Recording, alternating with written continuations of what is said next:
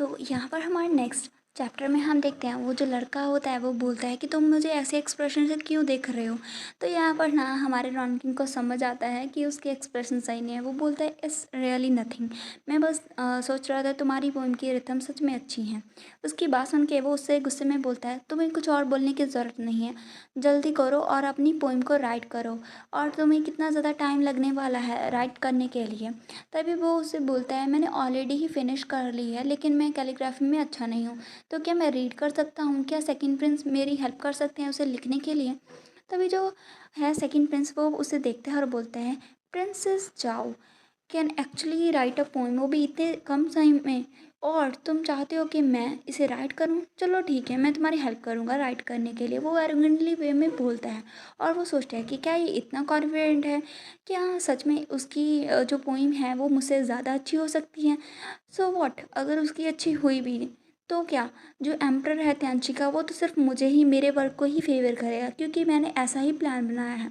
तभी यहाँ पर ना हमारा फाइनली हमारी रॉन किंग की बारी आती है। वो उस पोइम को बोलने लगता है कि फर्स्ट लाइन में एक आयरन टावर 100 फीट टॉल।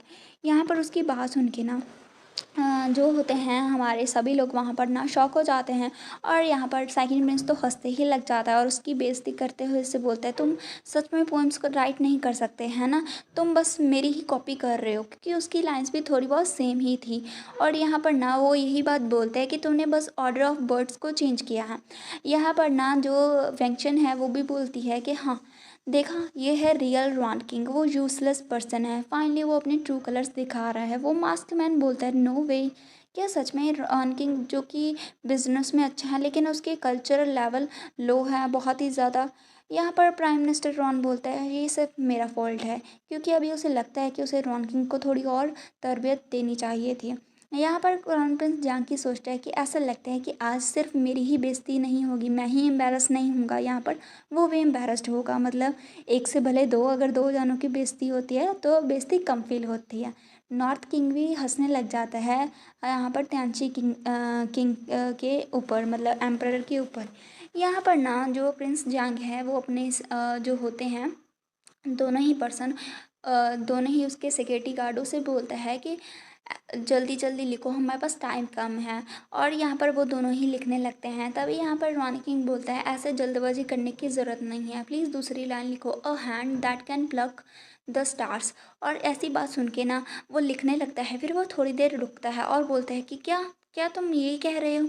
और उसके दिमाग में ना पिक्चर आने लगते हैं कि थांची टावर पर खड़ा होता है रॉन किंग या फिर वो खुद, और यहाँ पर वो एक स्टार को प्लग करने की कोशिश करता है। और वो ना बहुत ही अच्छी खूबसूरत लाइन होती है। वो फिर वो दोनों ही लाइन को अच्छे से रीड करता है। यहाँ पर ना प्राइम मिनिस्टर रॉन और मास्क मैन भी समझ आते हैं कि सच में ये बहुत ही अच्छी और बढ़िया पोएम होने वाली है। यहाँ तक कि वो क्राउन प्रिंस जानकी वो भी समझ आता है कि वो दोनों लाइन ही इसका मतलब चेंज कर देंगी।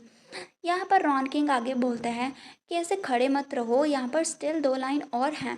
यहाँ पर ना फिर वो बोलता है कि मेरा इतना लाउडली बोलने की हिम्मत नहीं है, मुझे डर है कि मैं हेवनली वीक को बीइंग को ऐसे स्टार्टल कर दूंगा, यहाँ पर मतलब कि उन्हें मैं डिस्टर्ब कर दूंगा। उसकी बात को सुन के वो ना फाइनली अपने मन में फिर से दोहराता है, क्योंकि जो सेकंड प्रिंस है नॉर्थ का ना, वो असल में पोइम में बहुत ही अच्छा है, तो वो इस पोइम की गहराई समझ आता है।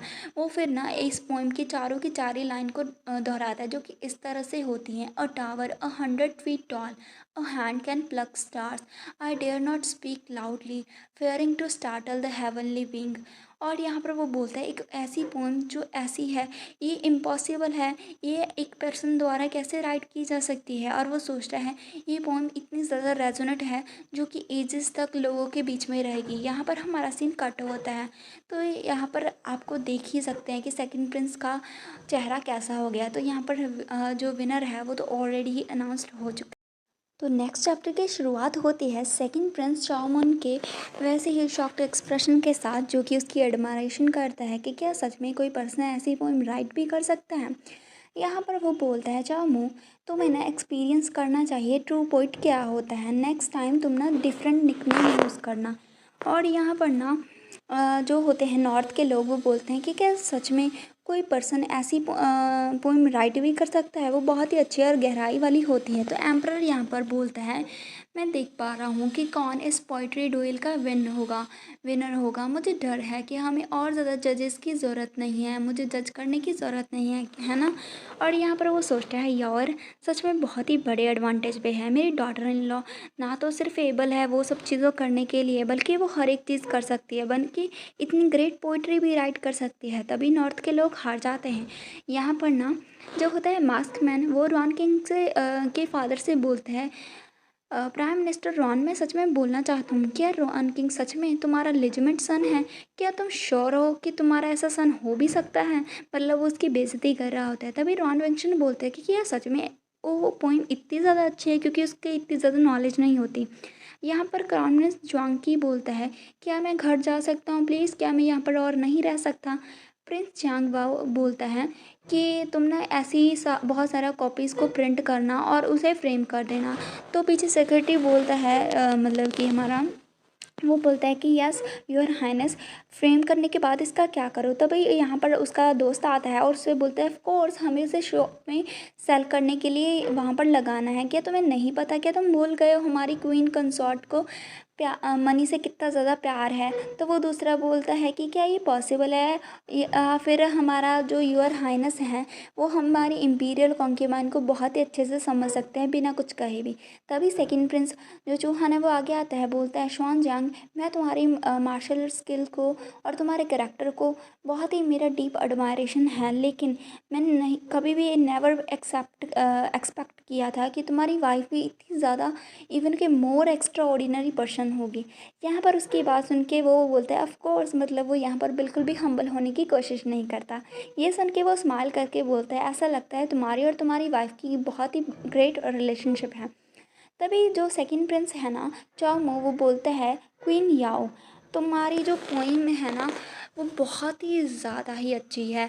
और मुझे तो लगता है तुम्हारी पोइम को देखने के बाद कि जितनी भी पोइम मैंने राइट किया है वो सारे वर्थलेस हैं। तो वो बोलते हैं ओ नहीं, और वो सोचता है कि क्या मैंने बहुत ही ओवरलेम कर दिया है उसे ली वाओ की पोइम के साथ। ऐसा लगता है कि अगर वो ऐसा फील कर रहा है तो मुझे थोड़ा सा इनकरेज करना होगा। मतलब ये पोइम ना किसी और की थी जो कि बहुत सालों बाद इसे बनाएगा। यहाँ पर जो प्रिंस है ना वो बोलता है कि ऐसा लगता है जो मेरी अंडरस्टैंडिंग है ना वो और भी ज़्यादा पोइट्री में डीप हो चुकी है। एंशंट स्कॉलर्स ना वन वर्ड टीचर्स रखते हैं, तो आज के बाद तुम मेरे वन पोइम टीचर्स हो। Thank you so much. वो उसे अपना टीचर कंसिडर करते हैं। हमारा जो होता है रॉन किंग, वो उसके शोल्डर पर टैप करता है और बोलता है लकीली यंग मैन, तुम बहुत ही लकी हो और इसे कीप इट अप करो और तुम बहुत ही अच्छी पोइटर बनोगे। यहाँ पर ना दोनों ही प्रिंस एक दूसरे को देखते हैं और उसे बोलते हैं दोनों स्टार्स त्यांची किंगडम के, हम दोनों भाई एक्नॉलेज करते हैं हमारी डिफीट को होल हार्टेडली। तभी जो है त्यांची किंगडम का एम्परर वहाँ पर खड़ा होता है, नॉर्थ किंग का आता है और उससे बोलता है श्वान जिन, मैं सच में तुमसे ईर्ष्या करता हूँ, तुम्हारा बहुत ही अच्छा सन और डॉटर इन लॉ है। तभी वो हंसते हुए उससे बोलता है चूलेंग, तुम चलो हम ड्रिंक करते हैं साथ में। तो वो ओके बोलते हैं। मतलब उन दोनों की भी फाइनली सुलह हो जाती है, क्योंकि ना वो थोड़ा सा ईर्ष्या ही करते थे, अदरवाइज़ वो काफ़ी अच्छे फ्रेंड्स हैं। तभी यहाँ पर ना वो बोलते हैं एवरीवन चलो पैलेस में चलते हैं, यहाँ पर ना एक बैंक्वेट होने वाला है। तो सभी लोग वहाँ पर जाने लगते हैं। जाने से बाद जब वो मतलब यहाँ से चले जाते हैं तो मास्क मैन ना इधर उधर देखने लगता है, जैसे कि उसके माइंड में कुछ चलता है। तभी रात हो जाती है। वहाँ पर ना वो सारे आर्चरी के तीर होते हैं वहाँ पर खड़े होते हैं।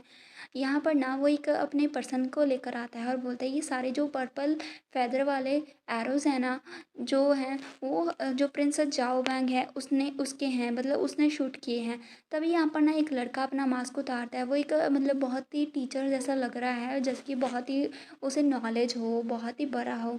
तभी हम देखते हैं यहाँ पर ना उन सारी एरो को चेक करने लगता है और बोलता है ये सारे एरोज ना 3 फीट जो डीपर हैं ग्राउंड के, और जो नॉर्थ किंग का क्राउन प्रिंस है ना उसकी सिर्फ 2 फीट और 3 इंच है। इसका मतलब हमारे जो प्रिंस है उसकी ज़्यादा डीप है।